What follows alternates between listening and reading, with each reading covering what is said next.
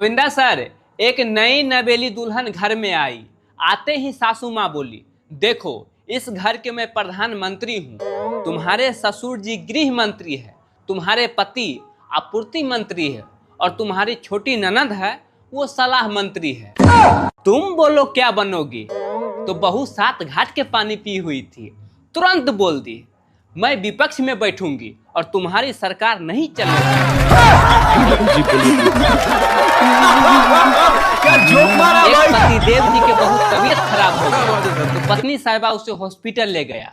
Doctor साहब ऊपर से नीचे पूरे चेक करने के बाद बोला, देखो भैया, तुम्हारे अंदर में एक ऐसी बड़ी बीमारी है जो धीरे धीरे अंदरे अंदरे खा रहा है तुमको। तो पति बोले, डॉक्टर साहब थोड़ा धीरे बोलिए, बाहर ही बैठी हुई है। कपिल सर, क्या आप जानते हैं कि हम लोग पानी क्यों पीते हैं और रोटी क्यों खाते हैं? क्योंकि पानी को खा नहीं सकते और रोटी को पी नहीं सकते। सच में सर, ज्ञान तो बहुत है लेकिन अपने आप को कभी घमंड नहीं किया। गोविंदा सर, मैंने गौर किया है कि पत्नी बेचारी अकेले घर में काम करते करते परेशान हो जाती है।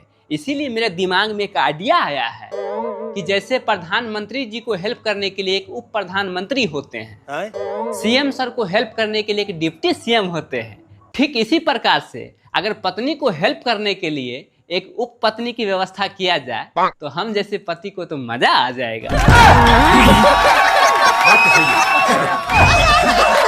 सर, चलती फिरती बातों में जो शब्द को पकड़ ले उसे पत्नी कहते हैं और उस शब्द को सही अर्थ समझाते समझाते पागल हो जाए उसे ही पति कहते हैं।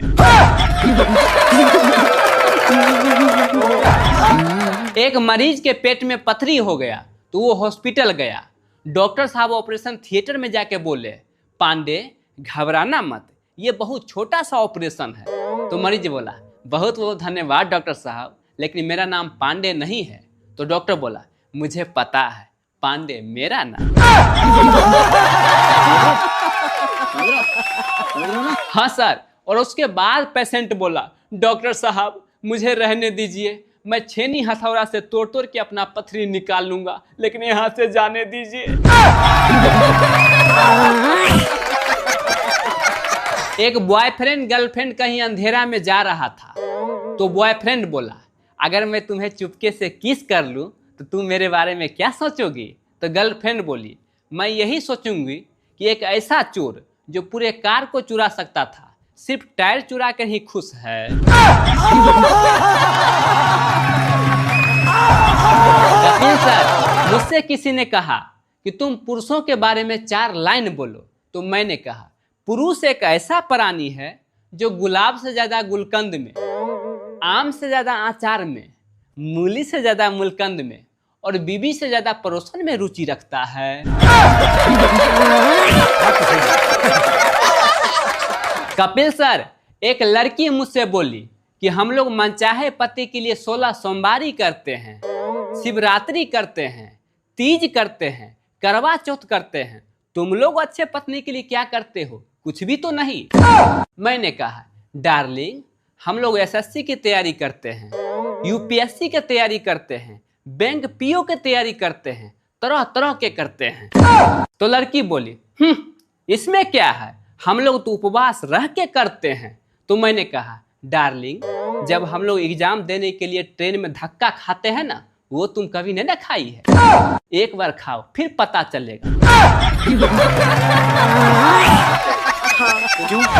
नटंकी करती है। उपवास के नाम पे जितना तुम लोग सेब संतोला अंगूर चापी हो ना, एक बार खाली पत्नी बन के तुम आ जाओ, फिर मैं दिखाता हूँ। सर, पहले के समय में एक कहावत हुआ करता था कि घर में 4 बच्चे सबको लगे अच्छे। फिर कहावत आया, हम 2 हमारे 2। फिर आया, शेर के बच्चे अकेले ही अच्छे। सर, अगर इसी प्रकार से कहावत चलते रहा ना तो एक दिन ऐसा समय आएगा जो लोग कहेंगे, न बीवी न बच्चे, नींद आए अच्छे।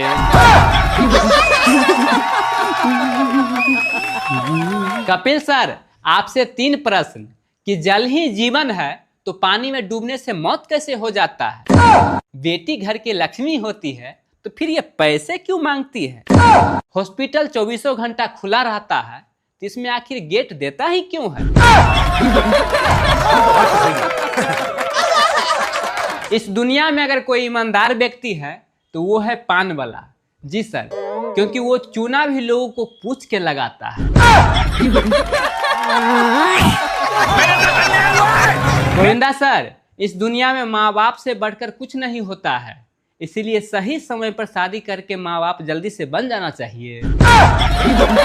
क्या सोच है तेरी? मानना पड़ेगा। आज बाजार में एक लड़की मिली, मेरे साथ कॉलेज में पढ़ा करती थी और हम दोनों का थोड़ा मोरा चल भी रहा था उस समय में।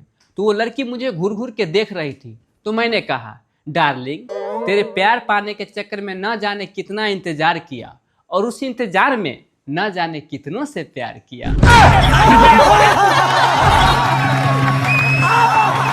आज मैं रोड पे एक आदमी को ठोक दिया, उसने मुझ पे केस कर दिया, मुझे कोर्ट जाना पड़ा। तो जज साहब मुझसे पूछे, क्या गारंटी है कि तुम जिस समय इसको ठोका उस समय तू कार को तेज नहीं चला रहा था? तो मैंने कहा, जज साहब, मैं ससुराल जा रहा था अपने पत्नी को लाने के लिए। तो जज साहब बोले, ऑर्डर ऑर्डर, छोड़ दो इस बालक को। भला इस समय कोई तेज गाड़ी चला सकता है? कपिल सर, इतिहास गवाह है कि नमक में कभी कीड़े नहीं फरे हैं और मिठाई में अक्सर कीड़ा फरते रहता है। दूध बेचने वाला बेचारा को घर घर जाना पड़ता है, लेकिन शराब बेचने वाला को कहीं नहीं जाना पड़ता है। इतना ही नहीं, दूध बेचने वाले लोगों से तरह तरह के लोग सवाल पूछता है, पानी तो नहीं मिला के बेच रहा है? और शराब में लोग खुद से पानी मिला करके पीता है। सर, पत्थर तब तक सलामत है जब तक कि वो पर्वत से जुड़ा हो, पत्ते तब तक सलामत है जब तक कि वो पेड़ से जुड़ा हो। ठीक उसी प्रकार से पति तब तक सलामत है जब तक कि वो पत्नी की मंजूरी से जुड़ा हो।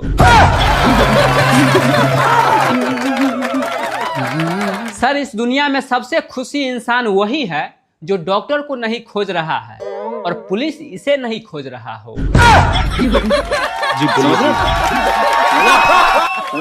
10-15 लोग जुआ खेल रहा था, पुलिस अचानक आ गई तो एक जुआरी पहले ही पुलिस वाला जीप में जाके बैठ गया। तो पुलिस साहब पूछे, तब जुआरी ऐसा क्यों? तो उसने कहा, साहब, पिछले बार जब पकड़ाया था तो सीट पूरा फुल हो गया था, पुलिस वाला जीप में मुझे लटक के थाना जाना पड़ा। सर, एक फिल्मी डायलॉग है जो बहुत ही प्रचलित है कि प्यार किया तो डरना क्या। पता है सर, ये एक डायलॉग के वजह से हजारों लाखों आशिक भरे बाजार में जूता खाया है। कपिल सर, हम पुरुष लोग मात्र 2 ही लोगों के सामने में हैंडसम दिखते हैं, पहला माँ के सामने में और दूसरे ये कपड़ा दुकान वाले के सामने में। जी सर, अगर हम लोग सूट सलवार भी पहन लेना तो कपड़े दुकान वाले ये कहते हैं, वाह क्या करिश्मा कपूर लग रहे हो। सर, भीख तो सभी मांगते हैं, सिर्फ सभी लोगों को मांगने का तरीका अलग अलग होता है। जैसे कोई गरीब मांगता है तो हम लोग उसे भिखारी कहते हैं, अगर अमीर भीख मांगता है तो उसे हम लोग चंदा कहते हैं, वहीं अगर करोड़पति मांगता है तो उसे हम लोग डोनेशन कहते हैं। सिम कंपनी वाला मांगता है तो हम लोग उसे रिचार्ज कहते हैं। इतना ही नहीं, जब हमारी सरकार मांगती है तो उसे हम लोग टैक्स और जीएसटी कहते हैं। आजकल सिर्फ मोबाइल को ही पता है कि हमारा कैरेक्टर कैसा है, बाकी दुनिया के सामने में तो हम सभी शरीफ।